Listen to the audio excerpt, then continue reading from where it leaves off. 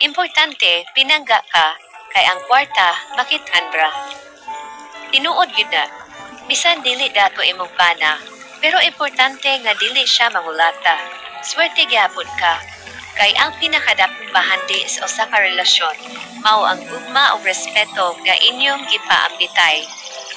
Ang pagkapinangga ug ang pagkaanaay sa usag-usa, kana ang tinuod nga manggihatagon nga butang nga dili matumpasan bisan pa sa kinadak-ang kwarta. Ang kinabuhi dili permi mahitungod sa material nga butang. Hinuon, kini mahitungod sa paghigugmaay, pagsinabtanay, ug pagtagad sa usag-usa. Dili kinahanglan nga dato aron mahimong malipayon. Ang tinuod nga kalipay makita sa yano nga butang sama sa katawan, pagsabot, ug sa pagbati nga pinangga ka o gitaho. Hinumdumi nga ang kwarta makita o mawala, pero ang tinuod nga gugma o pagatiman, lisod kaayong pangitaon. Kung aduna kay kapikas nga nagmahal kanimo, nagatiman sa imo, ug nagpakita og respeto, dako na kana nga bahandi. Kini nagpakita nga adunay mas importante pa kaysa sa material nga mga butang. Busa, bation nimo ang imong swerte o pagpasalamat sa maong grasya.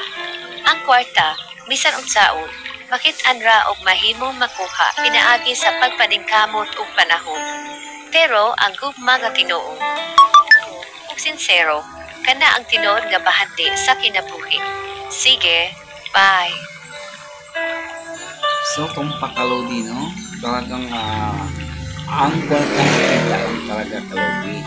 Pero totoo talaga mga kalodi, no? Na talagang as in, importante sa lahat ang pagrespeto sa isa't isa at mag-usap sa bawat isa at kung ano ang mga problema sa atin ay dapat pag-usapan upang may respeto sa kapwa. At ang una pa mga kalodi, no, the most important talaga na respect each other. Ayan po talaga ang the most important. Kaya po mga kalodi, kung tutuusin, ang kwarta makita. Pero ang importante sa lahat, ang pag-respeto ay sa isa't isa. Ang gugma sa bawat isa, yun po ang relasyon na talagang forever. Na talagang as in, hindi umubuwag kailanman. So, yan ang isipin natin mga kalodi, no? Na bawat isa sa ating relasyon sa pamilya, importante sa lahat ang pag-respeto sa isa't isa. Number 1 yan mga kalodi.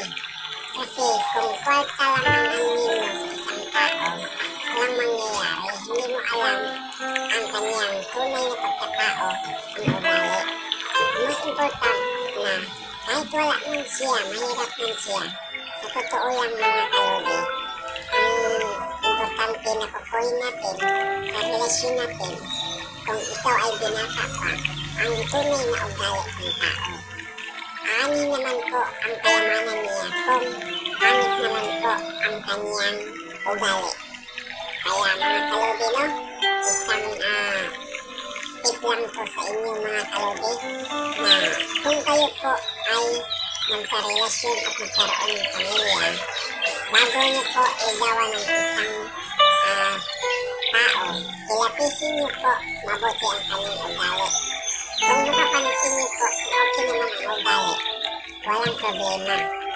Kasi po, importante sa lahat ang pagrespeto ay para forever ang inyong pamilya. Higit sa lahat, hindi natin masisisihan natin sarili kung talagang ikaw ay naghanap ng mayaman. Pero okay lang naman din po. Pero isipin mo, dalang araw, kahit makasama mo siya habang buhay, matalit-silitsi po ang buhay niya dahil po sa kanyang ugali at hindi kayo forever. So, kung kayo ay magkarelasyon mga kalodi, pipiliin niyo po ang ugali ng tao na maganda. At bago kayo magkarelasyon, kilapisin niyo po siyang mabuti na hulihin niyo ang kanyang ugali kung okay saka sa'yo. Kaya, mas important mga kalodi, no?